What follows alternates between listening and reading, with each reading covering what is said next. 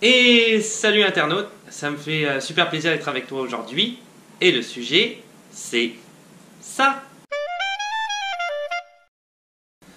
Alors tout ce dont je vais parler par rapport à la langue française québécoise, langue française québécoise, oui.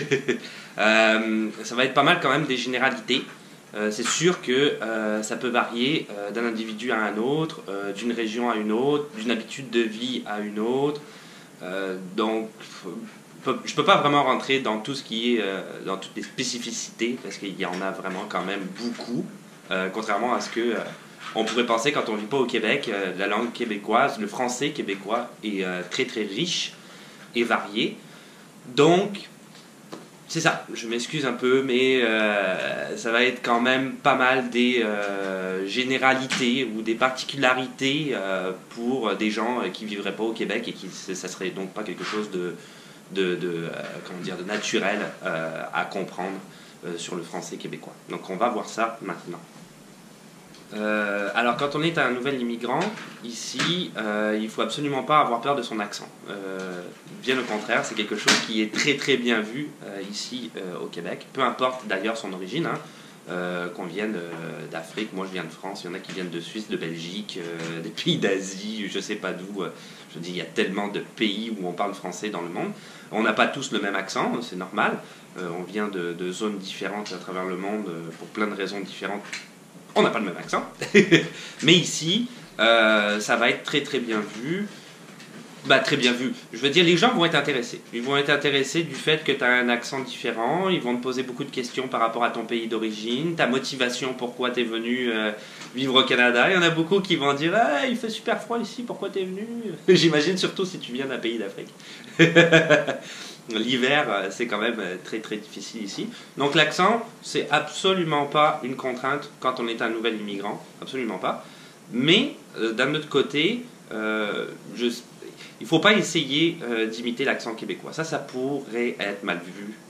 Ils vont penser que tu essayes de les parodier, que tu essayes de rire un petit peu du québécois. Et même si c'est fait avec un bon état d'esprit en disant je vais peut-être pouvoir mieux m'intégrer, je vais essayer d'adopter leur accent, non, je conseille vraiment pas ça. C'est vraiment pas une bonne chose à faire et je le comprends tout à fait. Je voudrais pas qu'on imite mon accent et que ce soit en plus mal imité. Je trouverais ça peut-être un petit peu déplacé. Donc c'est une chose qu'il faut absolument pas faire. Toujours pareil, quand on est immigrant, donc comme je le disais, on peut conserver son accent, ne pas imiter l'accent québécois, mais c'est sûr qu'en vivant ici, à force de vivre ici, et je parle de mon expérience personnelle même, on va finir par adopter des mots, des expressions, des manières de s'exprimer qu'il y a ici au Québec. Et ce qui est complètement normal parce que dans le fond, ça va être une manière beaucoup plus pratique de se faire comprendre. Et ça, par contre, ce sera pas mal vu, d'utiliser des mots qui existent ici et de l'incorporer à ton vocabulaire. Ce sera pas mal vu. Donc, je vous donne un exemple. Ça va être plus simple. Le mot tanné. Le mot tanné, ici, ça veut dire, grosso modo, j'en ai marre, j'en ai assez, j'en peux plus, etc., etc. Donc tout ça, tout ce que je viens de dire, j'en ai marre, j'en ai assez, c'est beaucoup plus long à dire que le mot tanné. C'est juste un mot qui va résumer tout ça. Donc c'est certain que moi, en tant que Français, souvent je l'utilise. C'est un mot que je vais utiliser quand même assez régulièrement dans les conversations. Mais il n'y a jamais personne qui va mal me... C'est complètement différent que ce que j'expliquais par rapport à l'accent québécois. Il n'y a personne qui va me reprendre en disant oh, « t'as pas le droit de dire ça, c'est un mot qui vient d'ici ». Non, au contraire, les gens vont être même contents parce qu'ils vont comprendre beaucoup plus facilement. Un autre mot qu'on aimait bien, c'était le mot malaisant. Malaisant, donc là, c'est vraiment... voilà, ça veut dire ce que ça veut dire. Une situation malaisante, par exemple.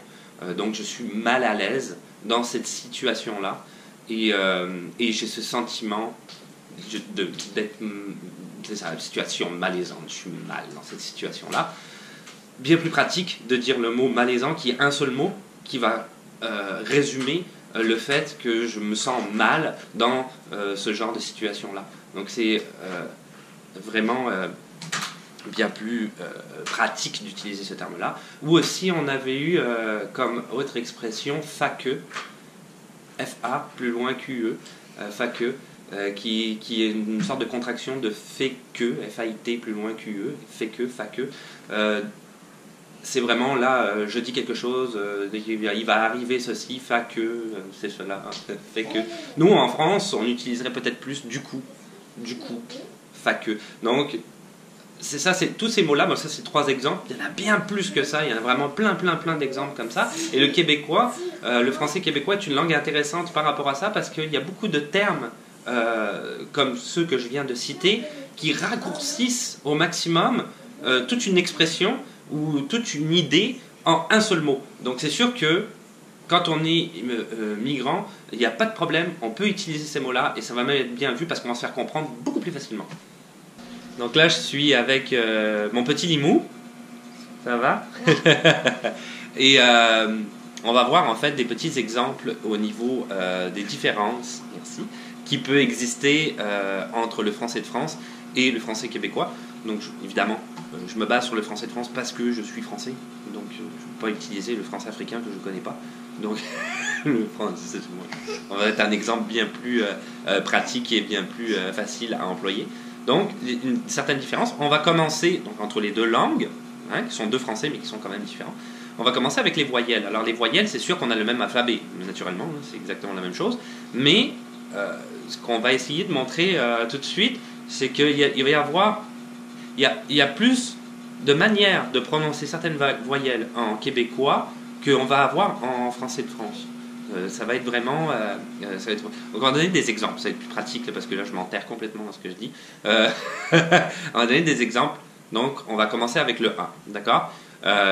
Si moi je dis, par exemple, il va à la plage. Il va à la plage. Bon, ok. On entend tout de suite que le A est identique. Lui est identique partout, il va à la plage. Toi, tu dirais comment, toi, il va à la plage? Il va à la plage. Il va à la plage. Ok, A. Et maman? Il va à la plage. A. Va à la plage. Il va. Un A, 3 A. Un A, un O, 3 A. Il va à la plage. Il va à la plage. Toi, tu dis il va à la plage. Moi, je dis il va à la plage. Toi, tu dis il va à la plage. Donc, on voit qu'il y a différents... Le A n'est pas le même. Donc, c'est ça. C'est pas le même A. Il y a d'autres... Donc, c'est vraiment pour... Deux façons de le dire, exactement. Dans les I, on avait trouvé la phrase « La souris à la grippe ». Toi, tu dis comment? La souris à la grippe. La souris à la grippe. Souris, grippe. Et toi, tu dis comment? La souris a la grippe. La souris, grippe. La souris à la grippe. Non, grippe. Grippe. Hip. Hip. Souris, hip. C'est ça. Et moi, je dis simplement la souris à la grippe. Et toi, tu dis la souris à la grippe. Grippe. Et moi, Donc, on voit aussi qu'il y a les I ne sont pas les mêmes. Et alors que moi, les I sont exactement pareils. Dans les U, j'ai vu un cube. Un cube. Redis la phrase. J'ai vu un cube. J'ai vu un cube. Un cube. Et maman, elle dit? J'ai vu un cube. Cube. J'ai vu un cube. J'ai vu un cube.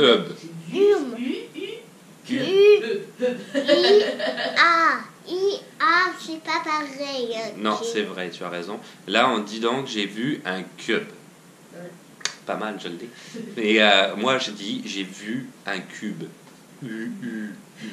C'est toujours U. C'est pas pareil. Non, tu as raison. Le 1. Bon, ça c'est quand tu dis on comprend pas, c'est UN. 1, ouais, 1, c'est ça, UN. Le lundi, je mange du pain. Le lundi, je mange du pain. Le lundi, je mange du pain. Comment? Encore? Le lundi, je mange du pain. Lundi? Ouais. Dis-le, lundi. Lundi, je mange du pain. Lundi, pain. Lundi. Maman aussi, elle dit le lundi, je mange du pain. Pain. Et papa, il dit lundi, il mange du pain. Ouais. I-N. Ouais. Lundi, je mange du pain. Toi, tu dis Lundi. lundi, Je mange du pain. je mange du pain. Lundi. Lundi, je mange du pain. C'est différent, c'est pas pareil. Le lundi, je mange du pain. Le lundi, je mange du pain. J'essaye, mais je sais pas. J'essaye, je fais un effort, ok? M-I-A-I-N. Ouais. Ça, c'est pas pareil. Tu as raison. On a un dernier exemple avec les et. J'étais à la fête. Moi, je dis j'étais à la fête. Toi, Moi, tu dis J'étais à la fête. D'accord. Toi, tu dis J'étais à la fête. J'étais et fête. Ok. Et J'étais à la fête. Eight. Eight. Et eight. Et eight. J'étais à la fête. Fête. Ah, pas fête. Pas fête. Fête. Fête. Fête. Faut parler comme ça souvent. J'étais à la fête. Donc, mais moi, je dis j'étais à la fête. J'étais à la fête. C'est et un peu. Là, c'est et eight. Eight. J'étais à eight. Eight. J'étais à la fête. J'étais à la fête. J'étais à la fête. Non, c'est ça. J'étais C'est à la fête. exactement. On voit qu'il y a une différence. C'est bien de jouer avec les cheveux. C'est propre chez nous. J'étais à la fête. U-A, c'est pas pareil. Non, tu as raison. Exactement. Autre chose, ici, quand on parle, il y a certains mots où on va enlever des lettres. Carrément. Donc, moi, par exemple, je vais dire le mot sucre. Sucre. Toi, tu vas dire. Le mot sucre. Comment tu dis? Le mot sucre. Sucre. Et maman, elle va dire Sucre. sucre. Le R, il a foutu le camp. Il a disparu. Donc, moi, je dis sucre. Toi, tu dis Sucre. sucre, où on entend un peu le R. C'est un peu entre les deux, en fait. Et maman, elle dit Sucre. c'est ça. Tous les mots qui sont un isme aussi, de ce qu'on a pu, de ce que moi j'ai pu remarquer, en tout cas, ici, la plupart des gens. Donc, par exemple, nationalisme, professionnalisme. Moi, je vais dire nationalisme, professionnalisme, nationalisme. Est-ce que tu sais dire ça, le mot nationalisme? C'est compliqué un peu. Non. Non, Essaye, pas du tout. essaye. Essaye. Professionnalisme. Ok. C'est pas mal, non, c'est pas mal. Et maman, elle dit Professionnalisme. professionnalisme. Mais même, je dirais, même en prononçant le M, je dirais professionnalisme, pas isme. Tu Ok. mets Z. Ok. Professionnalisme. Mais Ok. plus professionnalisme en parlant vite. Ok, Yes. ok. En parlant vite, c'est ça, ça va devenir IS. Moi, ça serait plus un Z, professionnalisme, c'est vrai, ça fait Z. Et toi, ça serait plus un S, si tu parles pas vite, donc professionnalisme. Un Z C'est vrai.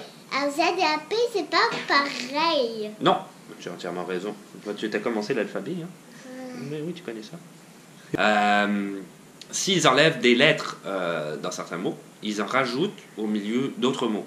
Donc, on va prendre encore des exemples. Ici, il y a un repas traditionnel qui s'appelle la poutine.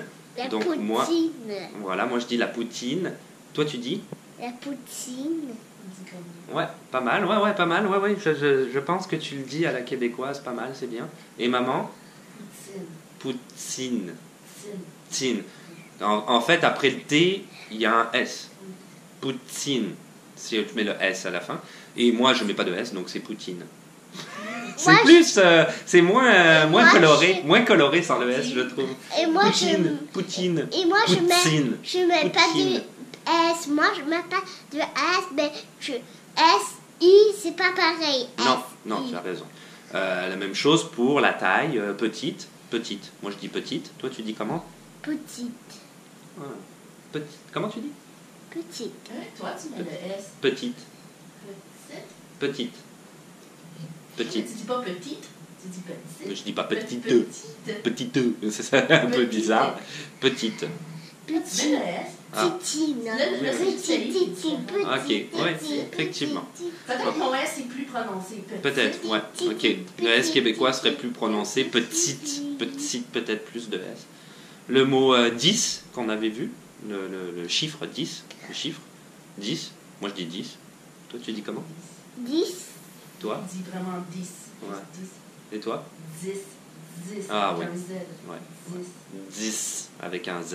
Ouais, il y a un Z en plus dans la prononciation. Et moi, c'est Pas dans l'écriture, hein. un Z et un I, c'est pas pareil. Non, non, mais là, on va faire le tour de toutes les lettres qui sont pas pareilles. C'est vrai que le I et le Z, c'est pas pareil. Tu fais des blagues. Mais non, je fais pas des De blagues. 10. Donc, par rapport à tout ce qu'on vient de voir au niveau de la phonétique globalement, on voulait donner comme auteur de référence Guy Connelly. Donc, c'est plus sérieux là d'un coup. C'était drôle, ça devient super prise de tête et intellectuelle. Mais non, on voulait donner c'est ça, cet auteur-là en référence parce que c'est vraiment le gars qui est basé là-dessus. Donc, si tu veux faire une recherche sur Internet, Guy Connelly, C-O-N-N-E-L-I, je pense. Ou L-Y, en tout cas, ça se trouve sur internet, son prénom c'est Guy, c'est le boss de la phonétique et il a fait notamment une recherche, attends 2 secondes ma puce, il a fait notamment une recherche sur, il me semble, la phonétique québécoise, la différence entre la phonétique québécoise et la phonétique française de France. Oui, qu'est-ce qu'il y a? L-I, c'est pareil comme moi. D'accord, parce que tu t'appelles Liam. et voilà. En France, je vais me baser toujours sur la France, vu que je suis français. En France, quand on hésite, quand moi j'hésite, souvent on va utiliser E. E-E-U. Je viens de le faire, donc c'est parfait. Ça colore bien l'exemple. Donc, E-U. A, B, C. Ça, c'est complètement pareil, mais pas pareil. Ben oui, mais oui. Donc c'est ça, quand on hésite en France, on utilise souvent E. On va aussi, ça va être un peu de la ponctuation aussi. On va, en tout cas moi ce que j'ai remarqué, il y en a plein, peut-être tu peux peut-être me dire si j'ai tort ou quoi, mais de ce que j'ai vu souvent, on va mettre comme EU, E-U-E à la fin de certains mots pour comme ponctuer un petit peu la phrase ou peut-être à donner une idée plus, on avait envie de donner cette idée-là, fait qu'on va peut-être plus finir le mot ou la phrase avec E en arrière, sans que ce soit un E d'hésitation, mais juste un E arrêté. Mais pas au Québec. Il n'y a pas de gens qui font E et qui mettent des E à la fin des mots. Au Québec, ça va être différent. Au Québec, de ce que j'ai vu, ça va être plus... les termes dont on a décidé de parler, ça va être plus T, là. Alors T, T-S-E, qui serait une contraction de tu sais, un petit peu la même chose qu'aux États-Unis, you know what I mean. You know, souvent quand on regarde des rappeurs américains, je dis des rappeurs, mais c'est souvent des gens, c'est ça, issus du rap ou quoi, ou même il y en a d'autres, hein, ceci dit, mais eux plus particulièrement, quand on les voit souvent, ils disent you know what I mean à la fin de chaque phrase pour juste ne pas continuer l'idée qu'il était en train de dire. Mais ici, ça va être peut-être plus, je parle pas des Américains, on s'en fout, mais c'est pas le contexte. Mais ici, ça va être plus c'est ou là. Et donc, tu sais, on finit la phrase, c'est, là. Il y a même certaines régions dans le Québec où ils vont doubler le là. Hein. Ils vont peut-être pas dire c'est, mais ils vont dire là.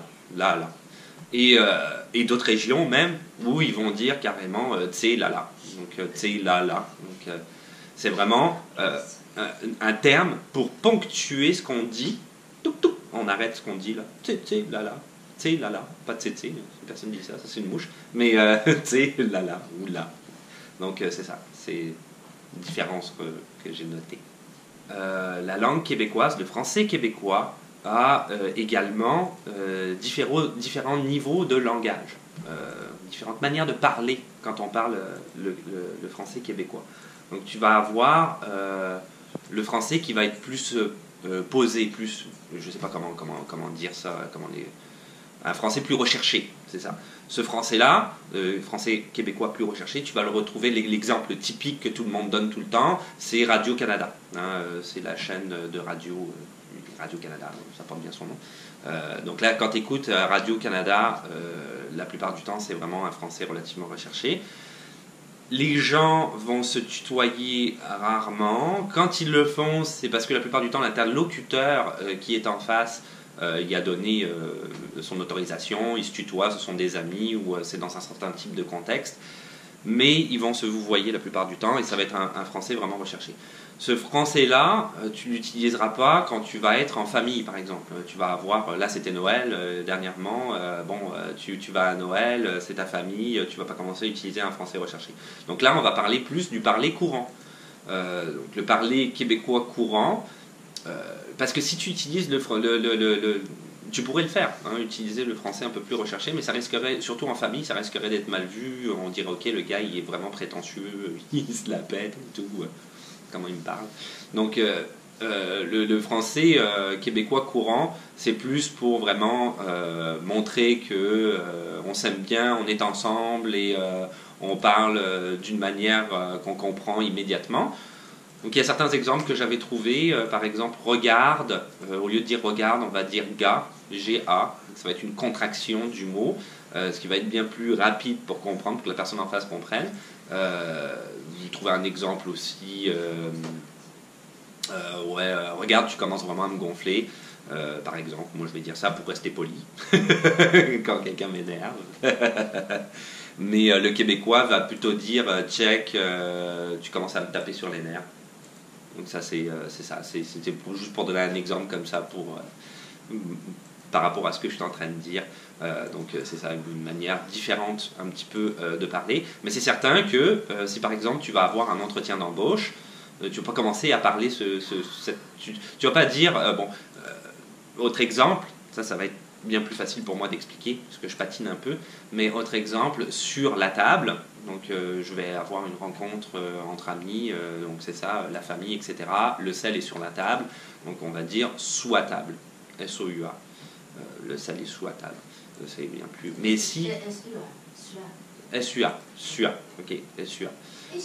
Mais si je vais à un entretien d'embauche, c'est sûr que je vais faire peut-être plus un peu attention à comment je parle. Le monsieur en face de moi, c'est pas mon ami, c'est pas mon cousin, je le connais pas, c'est un entretien d'embauche.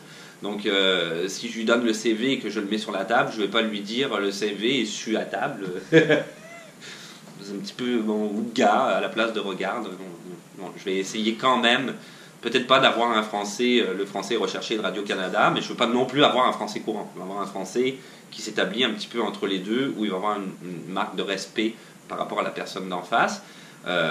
L'autre français, comme je disais, étant plus familier, mais ce à quoi on s'attend quand on a une rencontre en famille ou entre amis, on veut que l'interaction soit plus familière, justement, c'est le terme. Pour finir avec ça, il existe une autre manière de parler au Québec, je ne sais même plus parler moi. Il existe une autre manière de parler au Québec qu'ils ont appelé le joual. Alors, pour faire court, parce que je ne veux pas rentrer non plus dans l'histoire du joual et expliquer historiquement tout ce que c'est vraiment vaste. Donc je te renvoie à Internet si tu veux savoir exactement c'est quoi précisément, mais je vais quand même expliquer pour faire court. Le joual, c'est une contraction du mot cheval qui s'est développé entre 1960 et 1975 dans le milieu ouvrier ici, parce qu'à l'époque, il y avait une suprématie des patrons anglais. Tous les boss étaient anglais, le milieu ouvrier était francophone, et il y avait une volonté d'essayer d'angliciser les francophones. Donc le joual a été un petit peu issu de ça, où en fait il y a eu un apport des mots un peu anglais, un apport un peu de l'argot ou d'une manière plus pratique de parler, peut-être même pas argotique, juste une manière plus pratique de parler, et ça a donné plus ou moins le joual.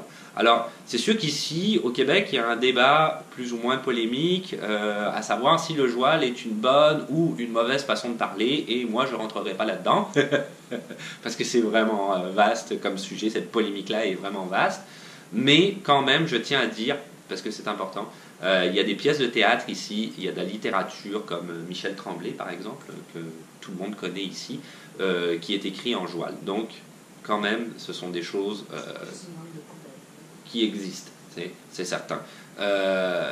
Pour donner des exemples de joual, par exemple, pour être plus... si il y a quelqu'un sur mon travail, sur mon lieu de travail qui travaille vraiment bien, c'est un bon employé, il fait bien son travail, donc je vais être quand même relativement content. Moi je suis son patron ou je suis son collègue de travail, et là je vais dire il fait bien sa job. Ça c'est un exemple. Donc il fait, F-A, ben, B-E-N, sa job. Moi, je vais dire, il travaille bien, il fait bien sa job. Tant mieux, il fait crissement bien sa job. Il fait crissement bien sa job. Il y a même un sacre au milieu. Les sacres, c'est des manières de parler parce qu'il y avait la suprématie de l'Église. Encore une fois, je ne reviendrai pas sur le côté historique, mais les gens ont incorporé des termes d'église et c'est un petit peu vulgaire, donc on ne veut pas à l'école que les enfants parlent comme ça. Mais c'est ça. Il fait froid dehors. Bon, ok. Mais en joual, on va dire il fa fret. Si je ne me trompe pas. Crissement vrai. Il fait crissement fret. Il fait fret en crise. Il fait fret en crise. I, ça va être Y. Fa, F-A. Et fret, F-R-E-T-T-E. Froid, fret. Il fa fret. Il fait crissement fret.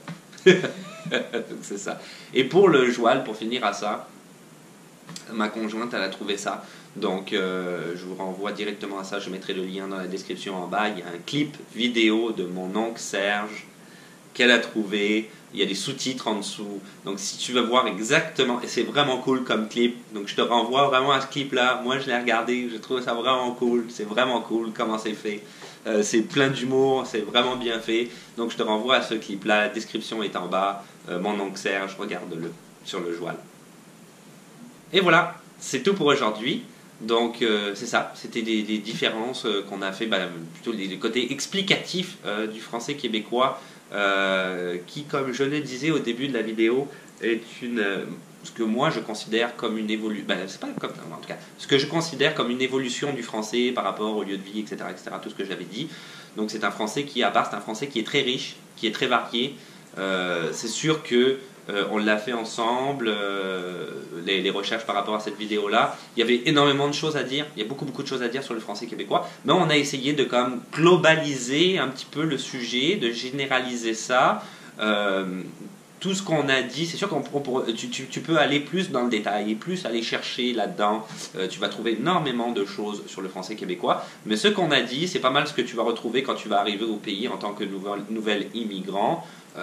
Toutes ces choses-là, les voyelles, etc., tout ce qu'on a expliqué, tu vas faire face à cette situation-là au niveau du langage. Donc on a essayé quand même, c'est ça, de généraliser et de raccourcir un petit peu le sujet aux choses qui étaient ce que nous on considérait comme les plus importantes. Donc, si tu veux t'abonner, comme d'habitude, n'hésite pas parce que ça va être plus facile pour avoir accès aux prochaines vidéos, naturellement, de laisser un petit pouce bleu. Parce que ça fait toujours plaisir. Des questions, des suggestions dans les commentaires. Évidemment, s'il y en a par rapport au sujet d'aujourd'hui, le français québécois, qui veulent ajouter des spécificités ou autres, il n'y a aucun souci. Ou reprendre dans ce que j'ai dit certaines choses et le complémenter, il n'y a aucun problème. Et puis, c'est ça. On se dit à la revoyure. Ciao. Bye.